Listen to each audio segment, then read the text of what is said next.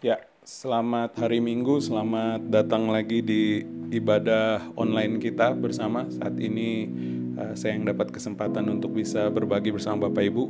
Sebelumnya saya ingin mengucapkan terima kasih untuk setiap orang yang sudah ambil bagian dalam puasa yang diselenggarakan bersama seluruh Indonesia oleh Badan Pengurus Pusat di rumah masing-masing. Terima kasih karena sudah mengambil beban ini bersama-sama, bukan hanya untuk gereja tapi juga untuk bangsa dan negara. Saya percaya bahwa Tuhan mendengar doa kita, dan secara pribadi pada waktu kita berpuasa pasti Tuhan melawat kita dan berbicara secara khusus kepada kita. Hari ini kita akan bicara sedikit tentang keselamatan, dan ini tema yang diberikan oleh Gembala bagi saya untuk dibahas. Jadi kita akan mulai, dan sebelum kita mulai mari kita berdoa terlebih dahulu. Bapa dalam surga, kami berdoa saat ini, saat kami lagi mau mendengar firman Tuhan, kami berdoa dimanapun kami berada, kiranya Tuhan yang akan membuat hati kami bisa dengar suara Tuhan. Kami berdoa supaya lewat pemberitaan firman, segala kekhawatiran kami tentang keselamatan kehidupan kami akan dijawab Tuhan. Berbicara lewat kisah yang Tuhan tuliskan di dalam hidup kami, dan tunjukkan kepada kami Sang Juru Selamat itu Bapa. Terima kasih ya Tuhan, lawat kami Tuhan, di dalam nama Yesus kami berdoa. Amin. Oke Bapak Ibu, bertumbuh dalam keluarga pendeta itu punya tantangannya tersendiri. Saya ingat waktu saya masih kecil ketika gereja ini masih ada di saya kurang tahu, saya lupa itu blok berapa, kalau nggak salah blok C ya. Pada waktu itu kita lagi ibadah dan saya masih kecil. Saya ingat kesukaan saya ketika beribadah bersama-sama itu adalah bisa ketemu sama teman-teman yang lain untuk bisa ngobrol-ngobrol dan main-main.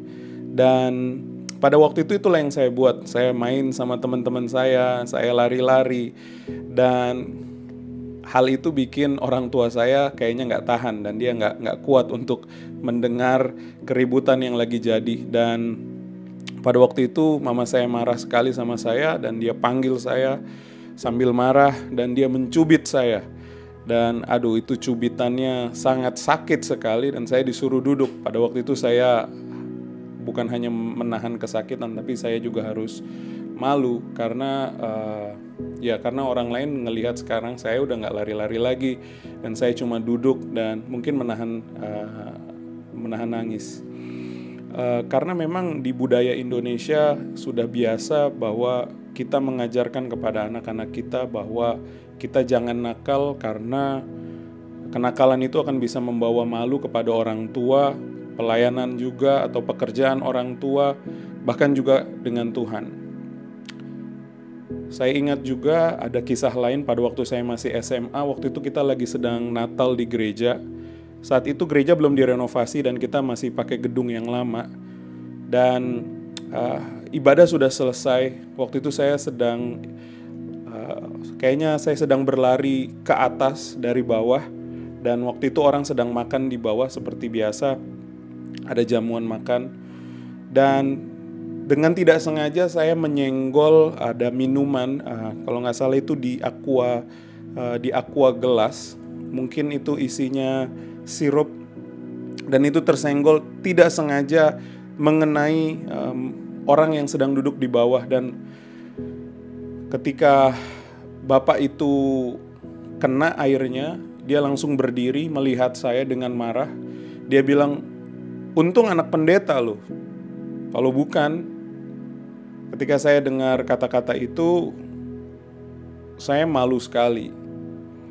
Perkataan bapak itu tuh membekas di hati saya, dan saya masih bisa ingat kemarahan dia. Sejak kecil saya berusaha untuk diterima banyak orang. Saya berusaha supaya jemaat bisa kayak sayang sama saya dan terima saya. Juga saya berusaha untuk diterima di teman di sekolah dan teman-teman di kompleks. Dari pengalaman itu saya belajar bahwa kesalahan dan ketidaksempurnaan saya itu bisa bikin saya ditolak oleh orang, dimarahi oleh orang, dan akan dipermalukan di depan orang. Hidup sebagai anak pendeta itu berat. Saya ingat pernah satu kali didatangi oleh seorang tante di jemaat kita, dan saya kurang ingat waktu itu kejadiannya apa. Tapi yang saya ingat adalah beliau datang dan bilang kepada saya, "Kamu jangan nakal ya. Apa nanti kata orang tentang papa kamu? Papa kamu kan pendeta. Masa anak pendeta seperti itu kelakuannya?" Sepertinya niatan tante itu baik, namun hal itu justru membuat batin saya merasa sedih dan malu. Karena orang lain yang kenal papa saya akan selalu menilai saya lebih buruk, lebih berat dibandingkan kalau anak-anak lain yang bikin kesalahan. Dan tante itu bukanlah orang pertama dan yang terakhir, tetapi masih banyak lagi ada orang-orang lain yang datang dan mengatakan hal yang serupa kepada saya. Saya ingat waktu itu saya mulai kuliah di Bandung setelah saya lulus SMA. Saya ngerasa bebas karena sekarang tidak ada lagi orang yang tahu bahwa bapak saya seorang pendeta, mama saya seorang pendeta. Sekarang tidak ada yang tahu latar belakang keluarga saya, apakah saya seorang Kristen, anak pendeta kah, tidak ada yang tahu. Kebebasan itu justru bikin saya jadi ingin coba-coba dengan dosa. Saya ingat waktu pertama kali saya bergumul dengan dosa dengan teman perempuan saya, betapa takutnya saya dan sangat malunya. Rasa malu itu begitu luar biasa karena kesalahan yang saya buat dan membuat saya sampai harus dimasukkan ke rumah sakit karena demam saya yang begitu tinggi. Saya takut sekali kalau seandainya ada orang yang tahu tentang kesalahan saya, bahwa orang-orang lain akan mempermalukan saya, mempermalukan orang tua saya, mempermalukan pelayanan yang dimiliki oleh orang tua saya. Saya tidak tahu harus buat apa. Saya sangat takut dan saya sangat sedih. Pada masa itu saya sering sekali ikut KKR. Saya menangis di hampir tiap ibadah yang tantangannya adalah untuk bertobat. Saya merasa apakah benar Tuhan benar-benar sayang sama saya. Saya tahu Dia mengampuni dosa saya.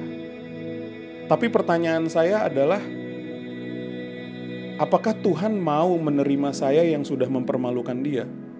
Apakah Tuhan hanya bisa sayang sama saya pada waktu saya jadi anak yang baik?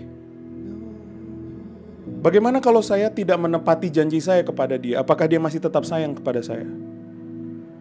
Apakah Tuhan nanti akan baper, istilah anak muda, bawa perasaan, marah, sensi sama saya dan buang saya karena saya bikin kesalahan?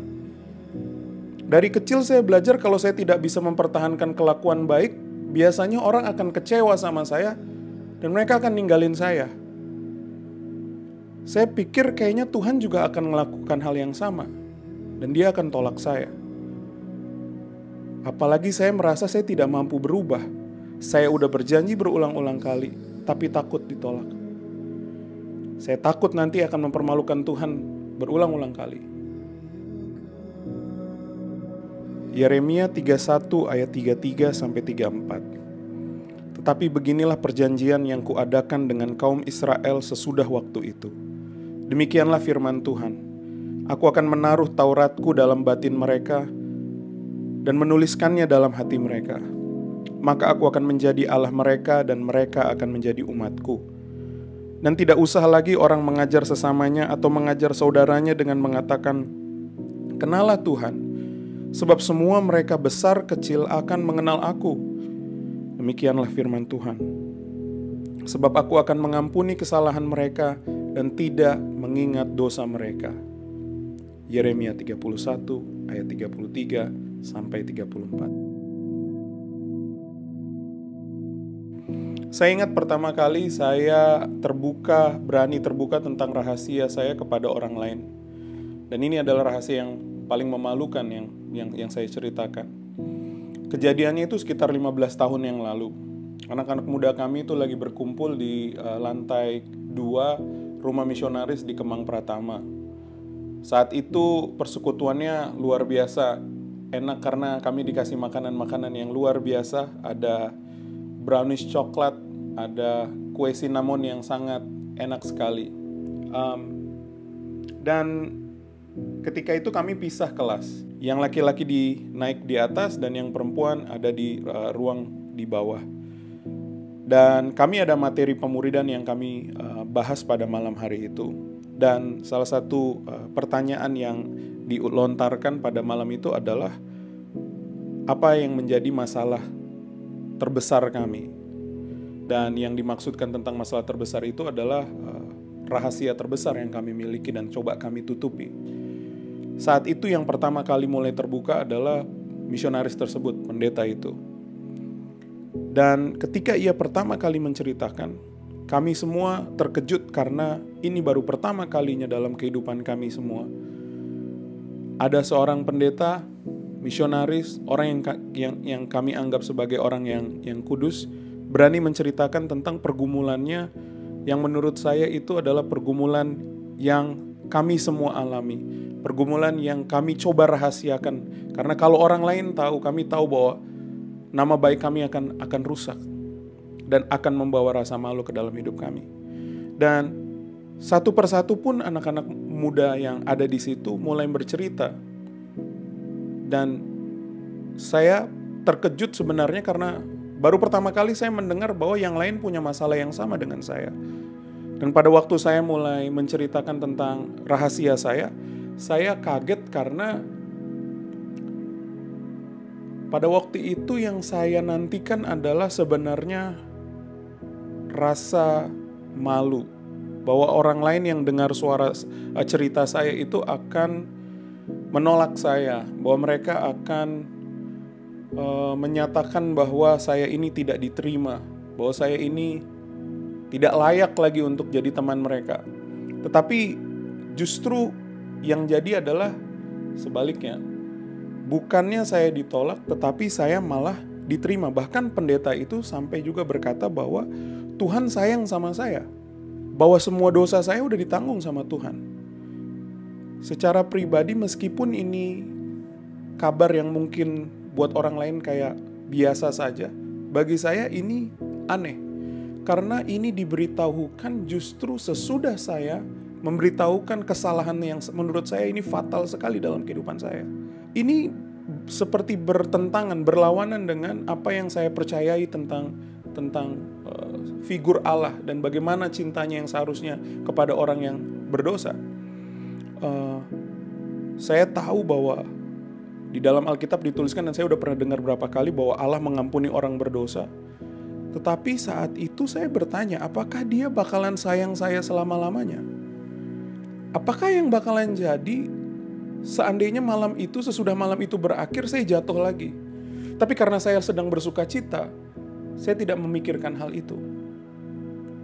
Tapi saya tahu bahwa banyak orang-orang di luar sana yang memiliki pertanyaan yang sama seperti saya. Apakah yang jadi kalau seandainya saya gagal lagi? Apakah Tuhan masih akan mau terima saya? Ibrani 12 ayat 2. Dalam pertandingan ini biarlah mata kita terus memandang ke depan, yaitu kepada Yesus. Dialah Raja dan pahlawan iman yang terutama bagi kita. Dan dia menyelesaikan pertandingan yang diberikan kepadanya dengan sempurna. Dia rela menahan penderitaan yang sangat memalukan di kayu salib karena kita. Dia memandang terus ke depan kepada sukacita yang disediakan untuk dia di kemudian hari. Sekarang dia duduk menantikan kita di tempat yang paling terhormat di samping tahta Allah. Ibrani 12 ayat 2. Mungkin beberapa kita sudah tahu tentang pekerjaan Yesus di kayu salib, tapi mungkin ada beberapa yang masih bertanya, apakah ada hal yang lain, kabar sukacita tentang pekerjaan Yesus di kayu salib yang punya hubungan dengan kehidupan saya yang sekarang sedang membawa malu kepada namanya dan kehormatannya. Kitab Ibrani bicara banyak tentang Yesus sebagai imam besar.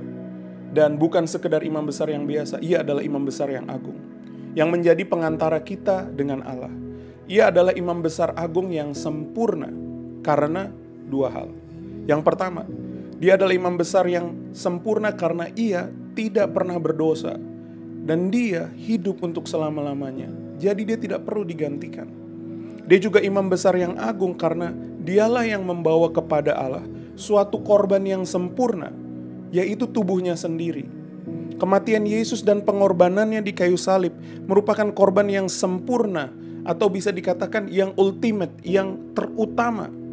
Karena hanya sekali saja dia berkorban dan mati di kayu salib satu kali, dampaknya begitu besar untuk menjamin pengampunan dosa kita untuk selama-lamanya. Dan korban tubuh Kristus cukup untuk menghentikan murka Tuhan dan menegakkan kembali kehormatannya yang telah dicoreng karena dosa kita. Sehingga oleh korban tubuh Kristus satu kali, kini kita mendapatkan kehormatan Yesus. Semua rasa malu dan penolakan karena kegagalan kita untuk menjaga kehormatan Allah diderita Yesus di kayu salib. Semuanya ditanggungkan kepada Dia di kayu salib. Seperti kata Ibrani 12 yang tadi baru saja kita baca. Dan semua itu karena kita telah melanggar. Kita digantikan oleh Yesus yang seharusnya kita yang dihukum, tetapi Dia yang tergantung. Korbannya sempurna, dan di dalam pengorbanan Dia, rasa malu kita dan dosa kita ditanggungkan Allah kepadanya. Kini kita sekarang di dalam iman bisa menerima kembali kehormatan yang hilang karena dosa yang pernah kita buat. Kita sekarang diadopsi kembali untuk jadi anak-anak Allah. Dan kita sekarang punya akses yang langsung untuk ketemu dengan Allah dan punya hubungan yang begitu dekat dan intim. Karena Imam Besar Agung kita lah yang mengantarai kita dan mempersembahkan tubuhnya bagi kita. Yesus sanggup menerima kita. Dan Yesus sanggup membawa kita kembali kepada Allah. Pengorbanannya dan perannya sebagai Imam Besar Agung punya dampak yang permanen dan kekal. Bukan saja cukup untuk mengampuni pelanggaran kita saat ini juga, tapi untuk selamanya. Bayangkan, bukan hanya saat ini, tetapi untuk selamanya pelanggaran kita sudah diampuni. Haleluya. Di dalam Dia kita punya jaminan bahwa kita sekarang jadi kesayangannya Allah. Bahwa Allah tidak lagi menolak kita.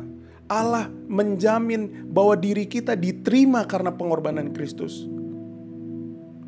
Bersama Imam Besar Agung kita, sekarang kita gak perlu ragu lagi untuk punya hubungan yang dekat dan intim yang hanya dimiliki oleh Imam Besar pada masa Perjanjian Lama.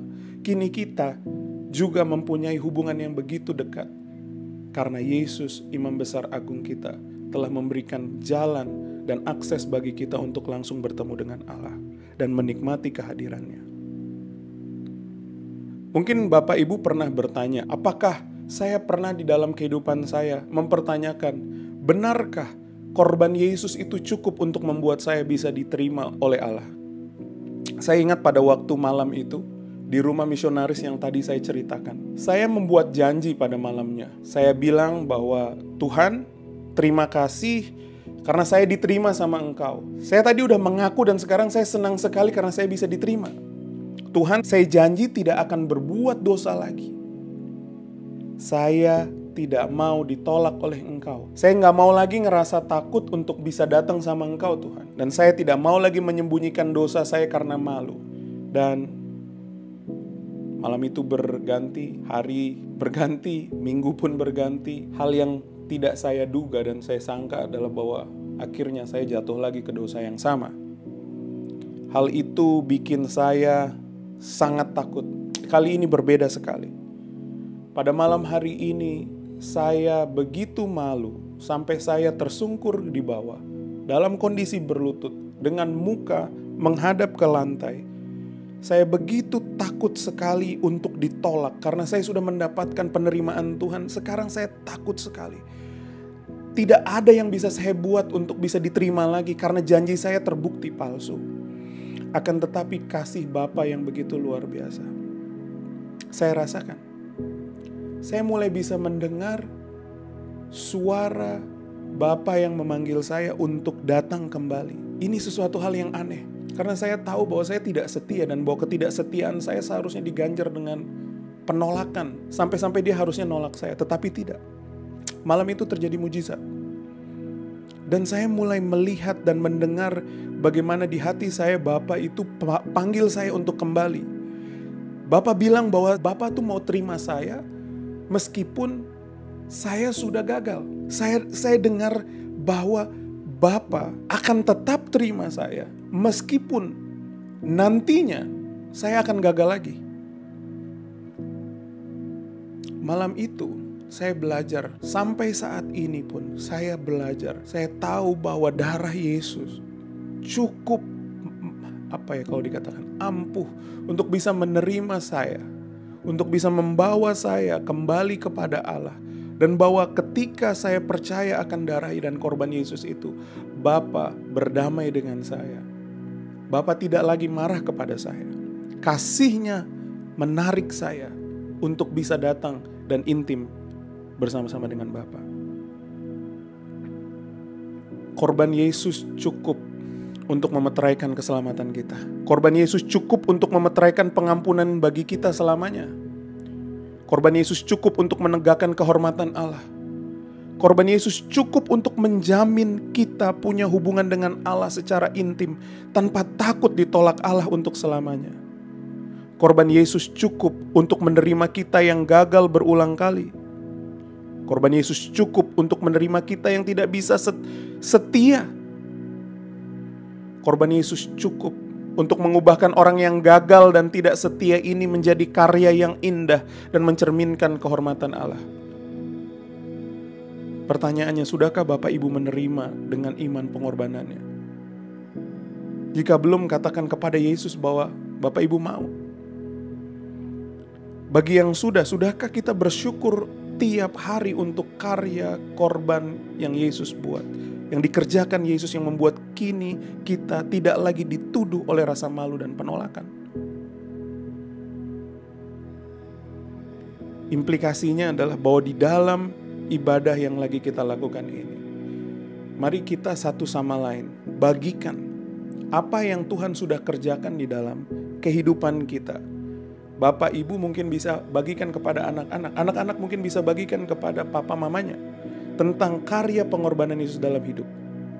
Ceritakan secara rinci kapan Bapak Ibu atau adik-adik benar-benar merasakan pertama kalinya rasa malu atau takut atau gagal dalam hidup digantikan dengan rasa keberanian untuk percaya kepada Yesus. Ceritakan tentang pengalaman Yesus menggantikan rasa malu karena suatu perbuatan yang sangat salah yang kita lakukan dan itu menghantui kita. Tetapi perjumpaan dengan Yesus itu menggantikan rasa malu itu dengan sukacita karena kasih dan penerimaannya. Ini yang akan jadi PR sesudah kita selesai dan berdoa menutup khotbah ini. Jadi jangan sampai sesudah khotbah ini selesai, amin, tidak ada diskusi. Justru diskusinya lah yang perlu kita sampaikan dan kita perlu dengar. Mari kita berdoa. Bapa, kami berdoa mengucap syukur karena Tuhan Yesus sanggup. Kami mengucap syukur karena korban-Mu sanggup. Kami bersyukur karena perbuatan yang Yesus buat di kayu salib benar-benar cukup untuk mengampuni kehidupan kami dan membuat kami bisa diterima. Kami seringkali mendengar tentang Yesus yang menanggung dosa manusia, tetapi kami seringkali bingung tentang rasa malu yang kami miliki. Kami percaya Dia mengampuni dosa, tapi kami tidak percaya bahwa Dia juga adalah Allah yang menanggung rasa malu. Sehingga kami juga tidak percaya bahwa Bapa benar-benar mengasihi kami. Kami tidak atau seringkali tidak merasakan suatu keintiman yang sangat mendalam bersama-sama dengan Bapa. Kami jadi orang Kristen yang hanya mengikuti ritual tanpa merasakan keindahannya diterima oleh Allah karena pengorbanan Yesus. Karena itu Bapa, ajar kami untuk bisa melihat keindahan dan bersyukur tiap waktu. Izinkan kami menceritakan tentang perbuatan karya Yesus kepada semua orang. Di dalam nama Yesus kami berdoa. Amin. Oke Bapak Ibu, selamat hari Minggu. Tuhan Yesus memberkati.